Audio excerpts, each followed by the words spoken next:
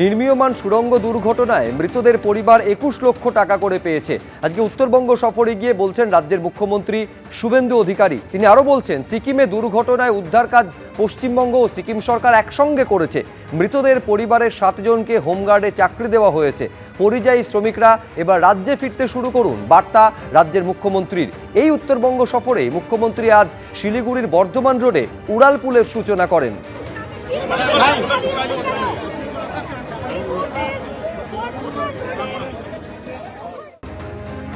আগামীকাল এনডিএর বৈঠকে আমন্ত্রণ পেয়েছে এনসিপিআই সাংসদরা। তার আগেই স্পিকারের কাছে গেলেন অভিষেক বন্দ্যোপাধ্যায়।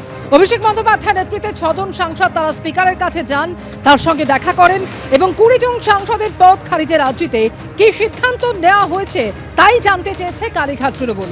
আজকের এই বৈঠকে ঠিক কি হলো এ বিষয়ে নিয়ে আরো বিস্তারিত জানবো এই মুহূর্তে বিজেন্দ্র সিংহ সরাসরি রয়েছেন আমাদের সঙ্গে। বিজেন্দ্র,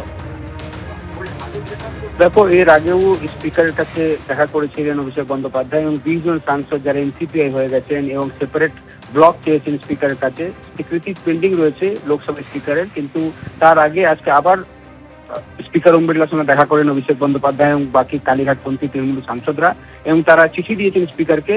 এই 20 জনের যে ডিসকোয়ালিফিকেশনের জন্য চিঠি দেওয়া হয়েছিল সেটাতে যেন স্পিকার দ্রুত সিদ্ধান্ত নেন, তাদেরকে রেকগনিশন করার অপোজ করা হয় তাদের তরফ থেকে। এবং আরো একটা চিঠি দেন অভিষেক বন্দ্যোপাধ্যায় স্পিকারকে, যেখানে যে পুরনো তাদের যে সিটিং অ্যারেঞ্জমেন্ট ছিল যেখানে তিনি প্রাণ করতে বসছেন সেটা ফিরিয়ে দেওয়া হোক তাদেরকে, যেহেতু এই 20 জনকে এখনো রেকগনাইজ করেনি স্পিকার ওম বিড়লা সেপারেট এনসিপিআই সাংসদ হিসাবে। আগামীকাল এনডিএর বৈঠক রয়েছে 9:30টার সময়, যেখানে প্রধানমন্ত্রী অ্যাড্রেস করবেন এনডিএ সাংসদদেরকে। সেখানে এনসিপিআই সাংসদদেরকে আমন্ত্রণ জানানো হয়েছে।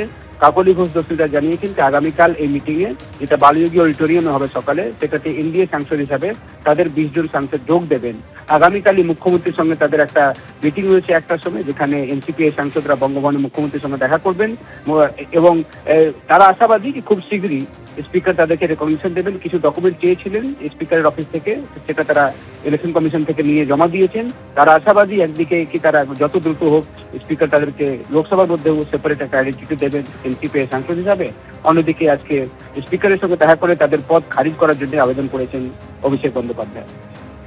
একেবারে অর্থাৎ অভিষেক বন্দ্যোপাধ্যায়ের নেতৃত্বে আজকে 6 জন সাংসদ তারা স্পিকারের সঙ্গে দেখা করলেন এবং মূলত দুটি বিষয়, অর্থাৎ 20 জন সাংসদের পদ খারিজের যে আর্জি তারা জানিয়েছেন তার পরিপ্রেক্ষিতে স্পিকার কি সিদ্ধান্ত নিয়েছেন সেই বিষয়ে তারা জানতে চান এবং একই সঙ্গে লোকসভার আসন বদল নিয়েও স্পিকারের কাছে তারা নালিশ জানিয়েছেন। আজকে আমরা অভিষেক ব্যানার্জিকে নিয়ে আমরা 6 জন এমপি গিয়েছিলাম স্পিকারের কাছে। আমরা বলেছি যে আমাদের সিটগুলো তোমরা অ্যালট করেছো উইদাউট রেফারেন্স টু আস। এখনও তো এনসিপিআই আলাদা পার্টি হিসেবে স্বীকৃতি পায়নি, তা তোমরা কেন দেখছো?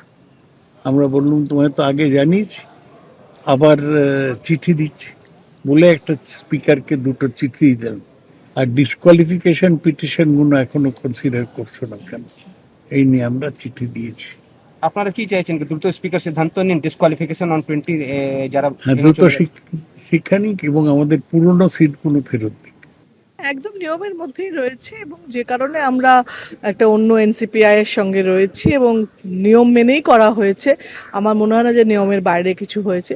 নিয়মের বাইরে হলে ওরাও লড়ুক, আমরাও করব যে নিয়মে করেছি কি না, ওরা নিয়মের বাইরে প্রমাণ করুক। ইলেকশন কমিশনের কাছ থেকে একটা কাগজ আসবে সেটার জন্য এবং সেটা স্পিকার আলটিমেটলি তো ফাইনাল স্পিকার করবে ডিসিশনটা, সেটার জন্য বোধহয় ওয়েট করছে এবং সেটা হয়েও যাবে খুব শিগগিরই। এবিপি আনন্দ, এগিয়ে থাকে, এগিয়ে রাখে।